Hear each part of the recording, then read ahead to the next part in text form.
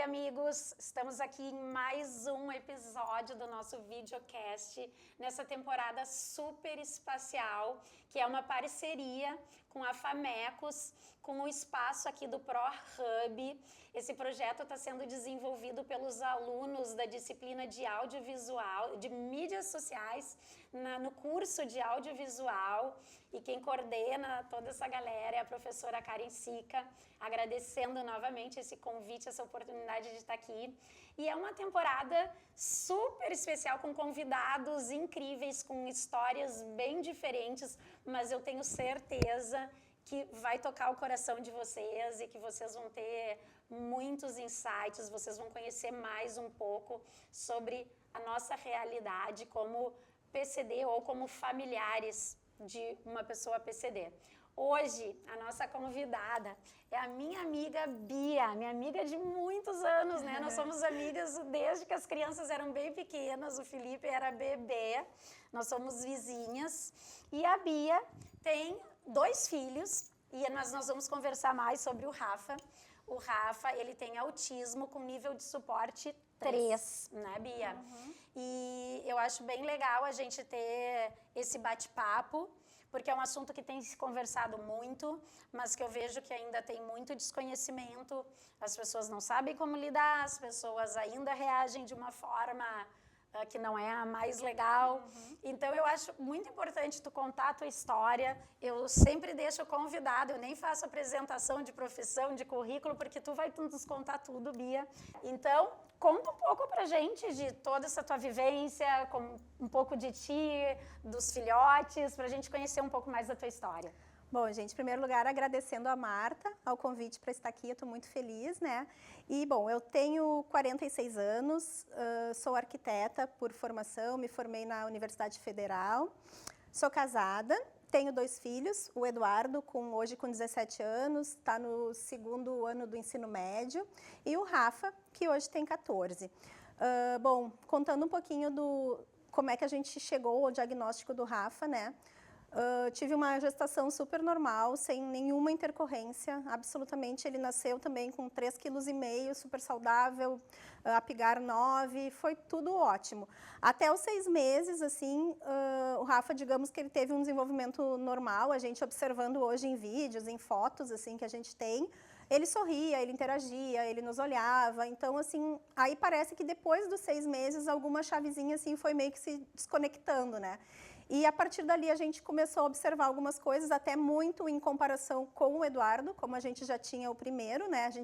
A pediatra sempre diz, cada criança tem seu tempo, mas a gente, sabe, sempre acaba comparando e aquela intuição de mãe, aquela coisa assim, me dizia que tinha alguma coisa errada, né?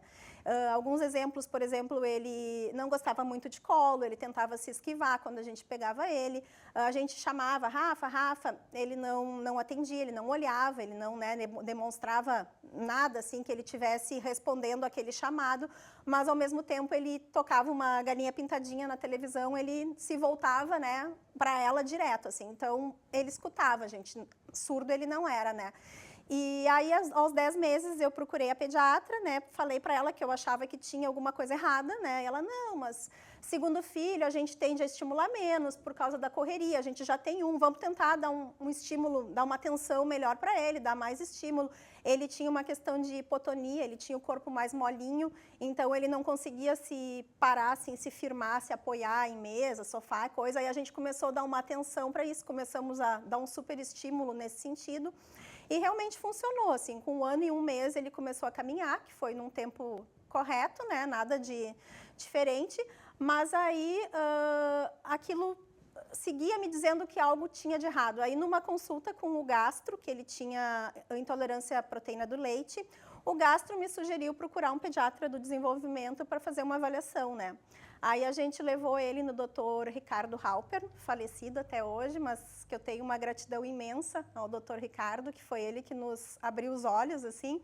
E o Dr. Ricardo foi muito, foi muito direto com a gente, né? Ele chegou lá, ele fez a avaliação do Rafa e ele disse, olha, Eu não tenho como precisar para vocês o que ele tem, né? Mas ele tem um atraso importante de desenvolvimento e independente de qualquer diagnóstico, é intervenção para ontem, né? Começar, então assim, coloca na escola, procura TO, procura fono e dali a vida começou a se transformar, né? E eu sou uma pessoa muito prática para as coisas, eu não sou de ficar me lamentando, por que foi acontecer isso comigo? Não, o problema está aqui, vamos arregaçar as mangas e vamos à luta, ver o que a gente consegue fazer. E aí, nesse momento, a demanda começou a ficar super intensa de terapias para o Rafa. Era 2, 3 vezes por semana TO, 2, 3 vezes fono. Aí, em seguida, depois começou psicóloga. E aí foi só aumentando, né? Bia, deixa eu te interromper, porque eu acho importante, eu quero a tua ideia, a tua visão. Porque a ideia que eu tenho é que uma boa parcela dos médicos ainda, eu passei por isso com o Felipe e eu acho isso muito ruim para as famílias. Eles, não sei se desconsideram, não quero fazer uma crítica assim, mas eles ficam com esse discurso do cada um tem o seu tempo de desenvolvimento e desconsideram a percepção da mãe e acabam...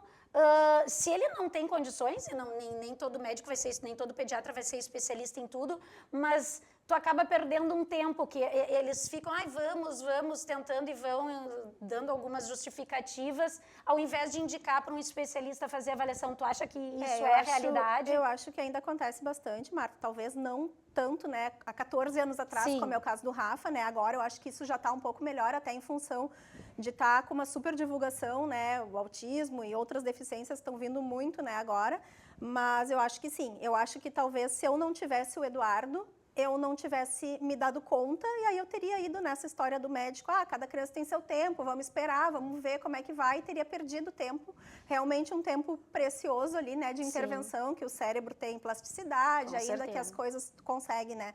Então, aí voltando, né, aí começou a demanda gigante de terapias do Rafa e aí aquela questão, como conciliar trabalho, né, e a questão de dar conta de toda essa agenda que é muito mais cheia do que muitos adultos hoje em dia, né? Aí eu não tive muita escolha, assim, eu fui obrigada a acabar abandonando o meu trabalho. Eu trabalhava num escritório de arquitetura, 8 horas por dia, e era praticamente impossível, né? Não tinha como. E aí ninguém aceita, assim, que tu trabalhe meio turno, que tu reduza a tua carga horária, não tem como. Aí acabei optando, não, então vamos fazer, em vez de fazer duas coisas meia boca, vamos fazer uma coisa bem feita, né? Vamos focar no desenvolvimento dele. E aí a gente acabou optando por isso, meu marido seguiu o trabalho dele, eu acabei largando o meu, né, e me dediquei 100% ao Rafa, assim, integralmente, né. Mas peraí, que o pessoal que está nos assistindo, eles devem estar perguntando por que nessa entrevista o cenário está cheio de bolsas maravilhosas, porque na outra entrevista não tinha esse cenário lindo. Então eles devem estar se perguntando, o que será isso? Então conta pra gente, é muito legal essa história da Bia, é importante ela contar, porque eu acredito, eu vou te contar da minha história, eu sempre fiz terapia, e a terapeuta que me atendia sempre diz isso. É óbvio que isso é realidade. É muito difícil. Na maioria das vezes, a mãe assume essa questão dos tratamentos, né?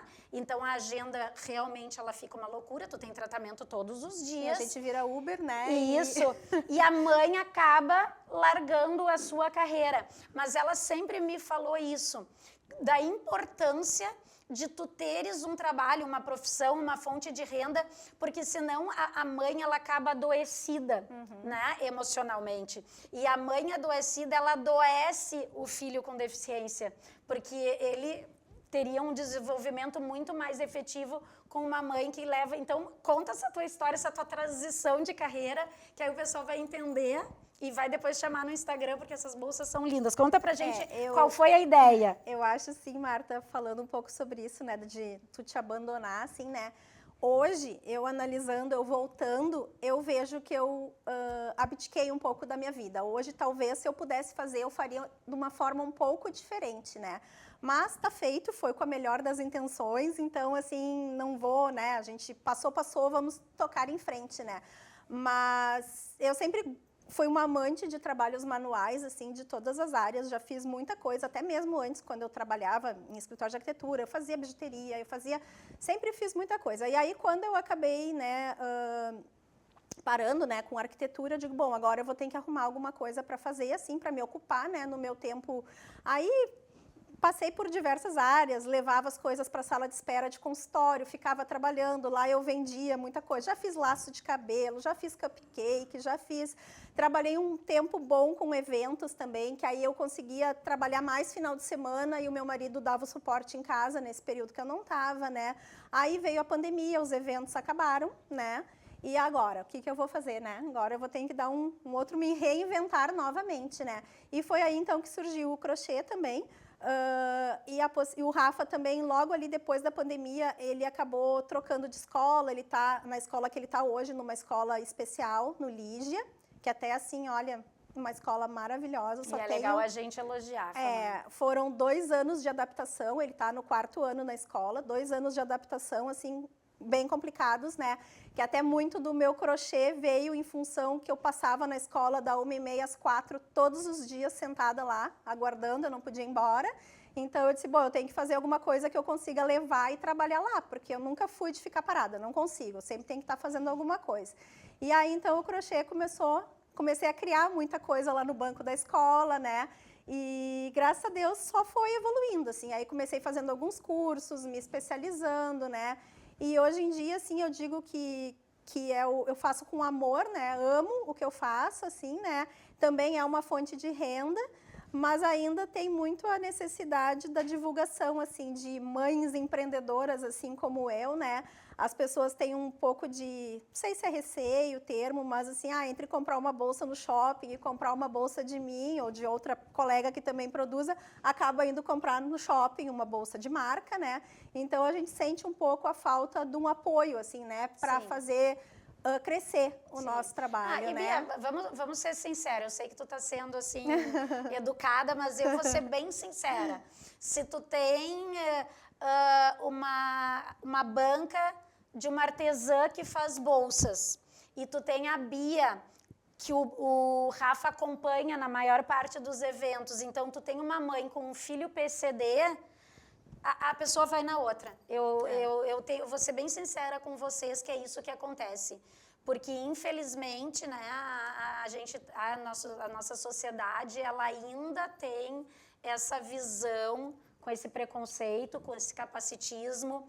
Nem todos, eu sempre digo, nem todos são por má fé, por maldade. Muitos não sabem como chegar. São por desconhecimento. Por desconhecimento, né? Por medo, né, de como chegar, como abordar o assunto. De como abordar. Então, eu quero dizer isso para vocês, para todo mundo que está nos assistindo, perder esse medo. Então, por exemplo, esse fim de semana a gente estava num evento e estava lá a Bia, o Leandro, o esposo, estava o Rafa, e eu conheço o Rafa há 14 anos.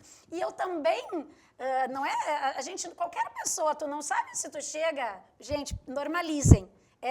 O PCD é igual nós somos todos iguais. Tu chega na frente de uma pessoa que tu não conhece, tu nunca sabe se tu vai dar 1 beijo, 2 beijos, Sim. 3 beijos, se tu abraça. Então, claro, a gente já sabe que se a pessoa é autista, tu vai respeitar o corpo. Então, eu não cheguei, não beijo, não abraço, mas aí o Rafa chegou bem pertinho. Ele é muito afetivo. Ele é muito afetivo. Ele é muito de cheirar. Ele veio me cheirar. Então, gente, normalizem, tá? Então, se vocês encontrarem uma mãe participando de algum evento e tiver com o filho PCD, claro, tu compra a bolsa que tu achar mais bonita, tu compra a que tu achar que está dentro das tuas condições financeiras, mas vamos prestigiar os negócios, né? É isso aí. Porque não é nem só a questão do shopping, porque eu sei que tu foi educada a dizer isso, mas o preconceito, existe. o preconceito da pessoa com deficiência. Com certeza. Isso é muito ruim. A gente estamos evoluindo, né? E eu vou trocar um pouquinho de assunto, depois a gente fala mais desse trabalho, porque eu acho importante a gente falar sobre a mãe se ocupar. Mas é que tu falou uma coisa muito importante, que é um assunto bem polêmico, mas eu tenho um posicionamento que é a questão das escolas especiais, tá? As pessoas falam, não, mas tu tem que incluir, tem que estar na escola regular.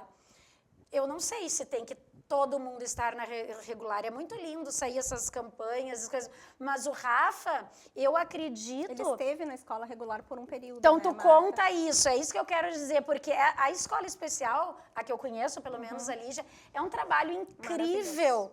E a gente não tem que pensar nos outros e nem no pai e da mãe, ai que bonitinho está matriculado na escola regular. A gente tem que ver o que é melhor para ele. E aí, conta do Rafa, qual foi a tua experiência, e pode estar na escola regular. Eu só estou te dizendo que daqui a pouco não é o caso, daqui a pouco lá, ele tendo as atividades...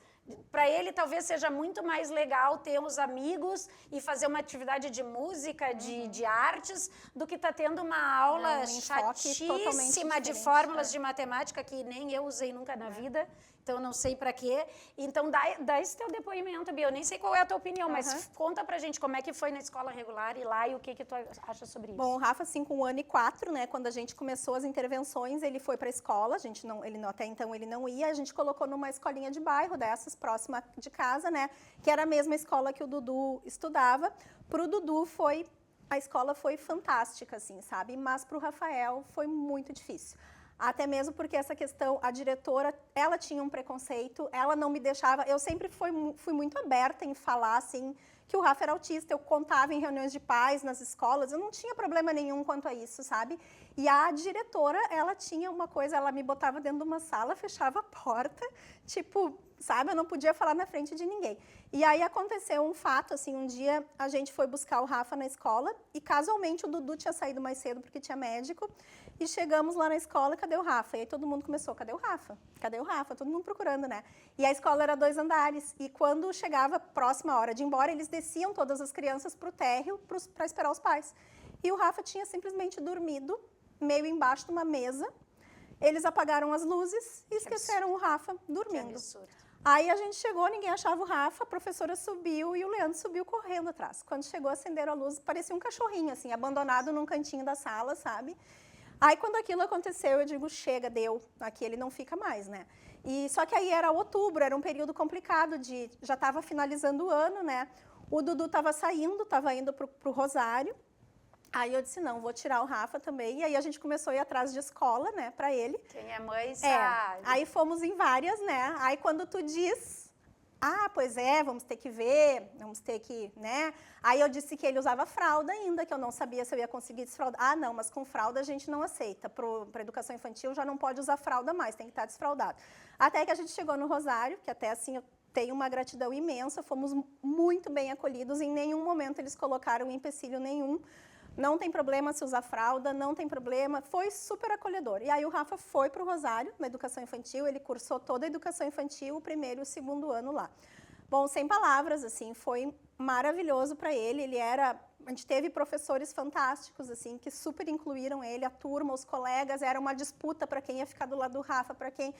Ele era, assim, nossa, era o mimo da turma, assim, todo mundo, né? E as famílias também, e a gente sempre foi muito aberto a conversar, a gente não escondia nada de ninguém, então as famílias nos procuravam também, né? Então foi muito legal, até que veio a pandemia, aquela história de aulas online e coisa, e o Rafael começou a pegar uma aversão da escola, que ele era apaixonado, ele ia por ele passava o dia inteiro na escola, e aí ele começou a não poder nem ouvir mais a palavra escola. Era aquela coisa de aula online, de não sei o quê. Aí nós resolvemos tirar ele da escola. Não vou ficar pagando escola, né, para nada. Tiramos. Aí quando começou a retomar a questão das escolas, a gente tentou voltar no Rosário por 2 situações. E ele não conseguiu permanecer, não conseguiu tolerar. E aí tinha aquela questão daquele monte de protocolos que tinha que ficar afastado do colega. E o Rafa sempre foi muito de chegar, de tocar, ao contrário de muitos autistas que não gostam do toque. O Rafa é super do toque, ele é muito de... E aí não deu certo, e agora o que a gente faz? Meu Deus, e o guri chegava na frente da escola, ou fazia xixi nas calças, ou vomitava, ou era crise de ansiedade. Tem que respeitar. E aí, conversando com a pedagoga dele, que atende ele até hoje, ela começou a me falar, Bia, quem sabe escola especial? Quem sabe escola especial? E eu, no início, escola especial? Parece que eu estou assinando um atestado que meu filho é incapaz, sabe? Que vai ter que ir para uma escola especial, né? Olha, muito importante chamar a atenção nisso, que é bem isso. infelizmente a gente tem, A gente também, tem. a gente tem esse tem, preconceito, né? E aí ela começou a me falar, vai conhecer, vai olhar, vai procurar. E foi um trabalho assim, a gente foi, tanto eu como meu marido, a gente foi trabalhando na nossa cabeça isso e vendo as questões, né, dele que não dava mais na escola regular. Até que tomamos a decisão, vamos matricular, né? Aí foi também um longo percurso até conseguir vaga na escola especial, que não é fácil, né? É bem complicado. Conseguimos, aí o Rafa, com aversão à escola, continuava. Passamos 2 anos em adaptação super intensa, assim, de sérios problemas de comportamento. Quebrava vidro na escola, puxava cabelo de colega, mordia. Ele nunca foi uma criança agressiva e aí começou a aparecer tudo isso. E aí já associado também à questão da chegada da adolescência, da puberdade, questão hormonal.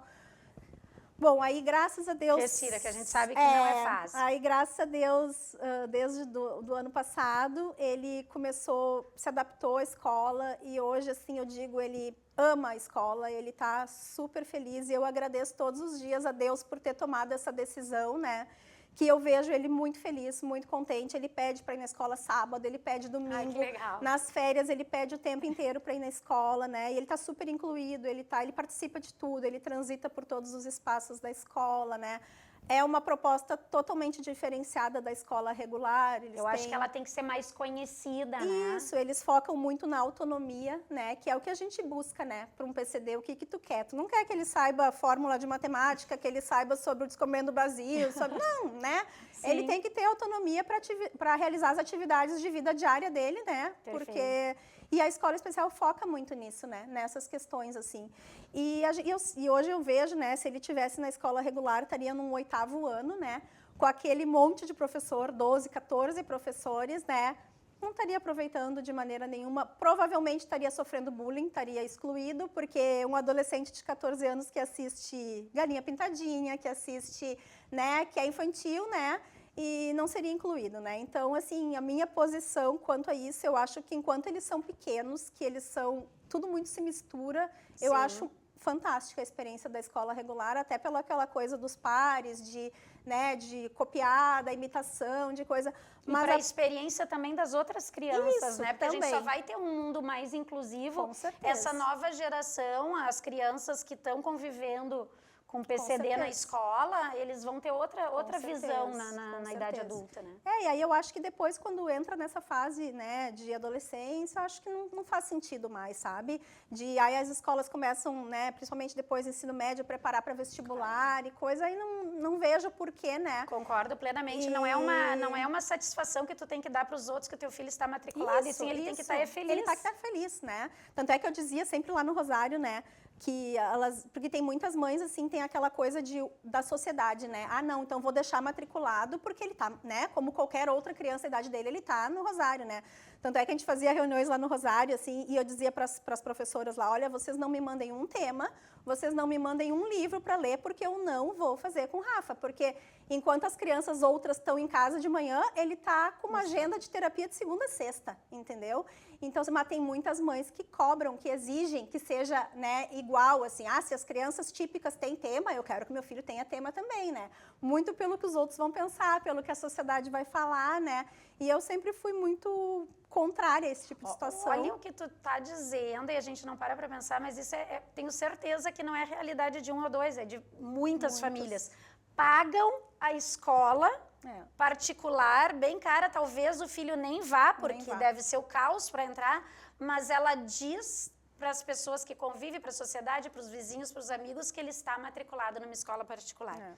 Isso é muito triste para esse filho, né? Porque por que a gente não aceita e não respeita a individualidade?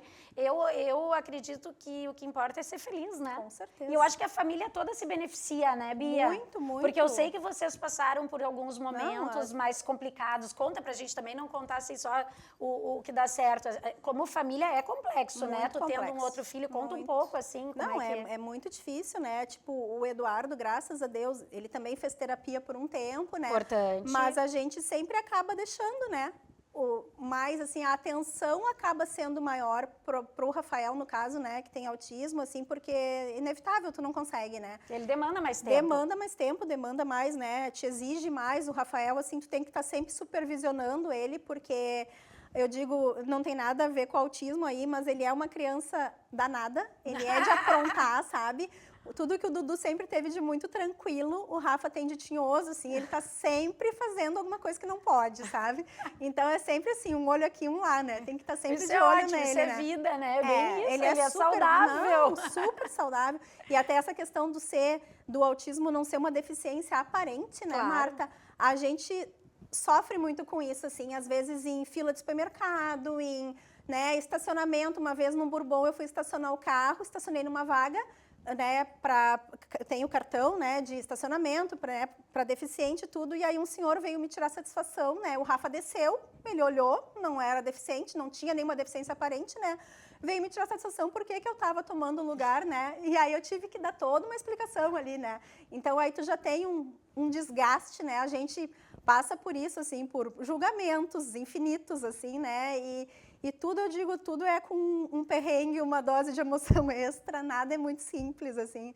Uma ida ao supermercado, uma ida à farmácia, uma simples caminhada na rua, porque às vezes ele dá uns gritos, ele dá umas gargalhadas, né? Ele tem alguns comportamentos, né, que as pessoas ficam olhando. E então, por não ter uma deficiência aparente, isso acaba chamando mais atenção ainda, né? Eu acho que a gente tem que trabalhar isso com a sociedade para que tenha essa normalidade, com aparente ou não, porque também no aparente tem os olhares, Tem né, os meu Deus? olhares, sim. Ai, por que será que, ai, não caminha, ai, por que será que está na cadeira? Mas a gente tem que tratar isso com mais naturalidade, somos todos diferentes. Todos diferentes, com todos certeza. diferentes, Ainda são bem, características, né? ainda bem, né? E feliz do Rafa que grita, né? E hoje em Talvez dia quantos de nós queria vontade e não grita, né? Ele tem menos problemas físicos que nós, que bota pra fora as emoções, eles não retêm nenhuma emoção, isso é muito legal. É verdade. E hoje em dia, assim, a gente tem fases, né? Tem momentos, situações complicadas, assim, pra gente sair com o Rafa em ambientes que ele não conhece é muito difícil, então a gente acaba se limitando muito à questão de lazer da família. Às vezes tem alguma atividade, ou vai o meu marido com o Eduardo, ou vou eu com o Eduardo, a gente não consegue ir os 4 como família, isso é uma coisa que acaba também desgastando, né? Tanto um relacionamento de casal, como também a questão familiar, né? Isso acaba, são empecilhos, assim, que essa jornada da maternidade atípica nos impõe. Mas hoje eu digo que as coisas já estão bem melhores do que eram, né? O Rafa também começou a fazer uma terapia comportamental, o ABA, faz 2 anos, que mudou muito a nossa vida desde que o ABA entrou ali, né? A clínica, ele está na Clínica Consciência, que até super indico, assim, são profissionais aqui pode fazer público, maravilhosos, coisa boa a gente divulga. Né? Ele tem acompanhantes terapêuticos em casa e na escola também, são os 2, assim, pessoas fantásticas, assim, a gente só tem a agradecer, né? E hoje eu digo que o Rafa tá bem, ele tá feliz, digo com muito orgulho, assim, me perguntam, que escola o Rafa estuda? Estuda numa escola especial do município, assim, falo com, né, com vontade, com orgulho disso, assim, porque ele está super bem, ele tem, a escola eles fazem muitos passeios, muitas saídas, ele participa de tudo, ele vai a tudo, ele está super feliz, né? E a escola especial também tem o diferencial que ela vai até 21 anos, que muitas famílias não sabem disso, né? Então, isso é uma coisa também que conta muito, assim, que até 21 anos a gente sabe que, né, depois a gente vai ter que pensar o que fazer, né? Aí é outro problema, né? Mas até então, assim, ele tá super bem agora, assim, só tenho a agradecer, assim, e é bom que as fases vão passando, né? Tanto as boas quanto as ruins, tudo passa. E eu digo, a gente acaba esquecendo até das ruins, nem lembra mais. Mas faz parte da vida de todos nós, E vida que segue, né? A gente vira a página e segue em frente, né? E vamos falar de novo um pouquinho das bolsas, assim, da questão da saúde mental dessa mãe, né? Porque eu sei, a gente se encontrou em alguns momentos que as coisas estavam mais complicadas, né? E então, o que tu diria, assim, para as mães que estão... Porque não é uma questão de... É fonte de renda ter o seu dinheiro, mas não é só isso, não é né? Só isso, não, o que tu diria, assim, de ter... digamos, o crochê também entrou muito como uma questão terapêutica para mim, né? Num processo de depressão, assim, que eu estava passando. Juntou tudo, assim. Aconteceu, eu tive uma fratura de vértebra da lombar em função de uma crise do Rafa. Estava sozinha com ele em casa, ele estava muito forte, ele me deu um empurrão, eu me desequilibrei, caí e fraturei uma vértebra, né? E eu já estava num momento mais fragilizada, aconteceu isso, aí fui meio que para o fundo do poço, assim, sabe? Foi um momento muito difícil, mas eu não sou de me entregar, assim. Eu sou uma pessoa muito, não, vamos lá, vamos dar um jeito, não vou ficar assim, eu vou procurar ajuda. Aí eu fui em 2, 3 psiquiatras, né?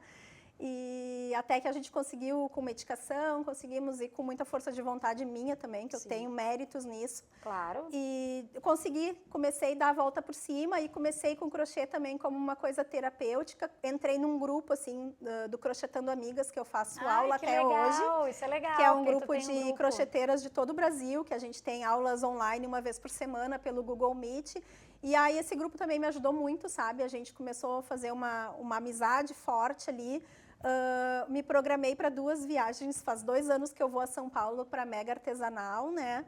E isso também foi uma coisa que mudou, porque antes eu não fazia mais nada, tipo, eu meio que larguei, sabe? Você não fazia nada pra ti. Mim, assim, sabe? A minha vida é o Rafael, sabe? E aí eu me dei conta, depois desse processo depressivo, que eu tinha que cuidar de mim, que para eu cuidar do Rafael, antes eu tinha que estar bem, que não ia, né? Se eu não tivesse bem, como é que eu ia cuidar dele, né? E que ele ia crescer também, a minha vida estava passando e eu não tinha feito nada da minha vida, né? Aí eu disse, não. Aí, a partir desse momento, eu disse, não, agora eu vou começar, a gente vai dar um jeito, de alguma forma ou de outra. E eu comprei minha passagem e disse, eu vou para São Paulo, azar, a gente vai ver o que faz, né? E aí, foi o 2º ano agora, esse ano que eu fui, e foi muito bom, assim, está sendo muito bom, né? Então, eu acho que isso é uma dica também que eu dou, assim, para as mães, assim, principalmente para as mães, porque a gente sabe, né, no meu caso, o Leandro participa muito, ele ajuda muito. A gente sabe que tem muitas famílias que os pais abandonam, né? A grande maioria, eu acho, né? A grande maioria. Quando tem o diagnóstico, os pais, né, vão e fica tudo para as mães, né? Então, mesmo os pais sendo participativos, a carga maior acaba sempre sendo para a mãe, que está na linha de frente. Então, assim, que as mães não abandonem a sua vida, assim, sabe? Que não se coloquem em último plano, assim, sabe? Que tentem, né, sempre procurar estar bem, procurar cuidar de si, procurar saúde mental, né? A atividade física também foi uma coisa que me ajudou bastante, assim, né? Que eu não fazia nada, agora hoje em dia eu faço.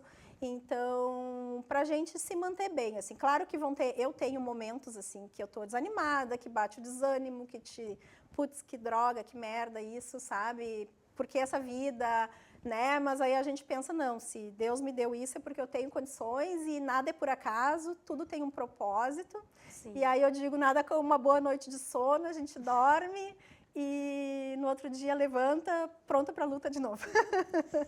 Bia, e pra gente já se encaminhando para o nosso final, assim, para as mães tu já deu uma super dica aqui, que é o se cuidar, mas para as pessoas de fora, assim, porque a gente sabe o compartilho então a gente sabe que tem problema, a sociedade não entende, os vizinhos, as pessoas que passam na rua. Então, para quem não convive com uma pessoa com deficiência, assim, o que tu podia dizer, assim, para eles terem? Eu acho que, em primeiro lugar, as pessoas procurarem conhecer, né? Procurarem se inteirar do que é antes de fazer julgamentos, porque as pessoas primeiro julgam para depois, né, e ver o que é. Então, acho que as pessoas, né, procurarem inteirar do assunto, conhecer, né, entender um pouco melhor, vir conversar com a gente, né? Eu sempre fui muito, eu sei que tem famílias que escondem ainda, isso é um problema muito sério, assim. A gente tinha lá no Rosário mesmo, tinha crianças autistas que a família não deixava a escola dizer que era autista, né? Então, isso eu acho que só tem a perder a própria criança, no caso o adolescente, né? Hoje o Rafa. E a gente sempre foi muito aberta, assim, já participei de palestras sobre isso, não tem problema em falar do assunto, assim, em contar a nossa história, né? Então, eu acho que o conhecimento, assim, é a chave, sabe?